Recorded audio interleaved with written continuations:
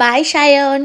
হ্যাঁ, এখন কার সাথে প্রেম করে আসলেন ম্যাডাম? ফ্রেন্ড হয় ও আমার, আর ওর গার্লফ্রেন্ডও আছে। কি সব কথা বলছো মা তুমি? বেশি মুখ ফুটে গেছে, ছেলেদের সাথে কখনো বন্ধুত্ব হয় না। আর এরকম ছোট জামা পরে কেন ছেলেদের সামনে যা, সব বুঝি আমি। এখন আমি যাই কিছু বলি না কেন, তুমি তো আমার কথা বিশ্বাস করবে না, তাহলে এত কেন এক্সপ্লেন করবো আমি? হ্যাঁ হ্যাঁ, তুই ঠিক আর আমি ভুল। আরে অঙ্কিতা, আমার কথাটা তো বাহ, আবার ঝগড়া শুরু করেছিস তুই। আমি মানে ও আমার সাথে ঝগড়া করছে, সেটা তো দেখো মা।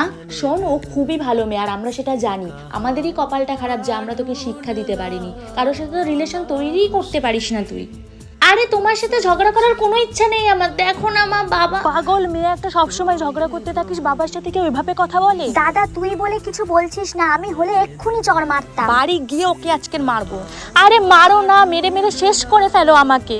সব জায়গায় গিয়ে আমাদের মান সম্মান নষ্ট করে দেয়, এমন মেয়ে জন্ম দিয়েছি। কি বলছি, সত্যি আমি জবটা পেয়ে গেছি? এটা তো আমার ড্রিম জব ছিল, এত দিনের পরিশ্রম। উফ।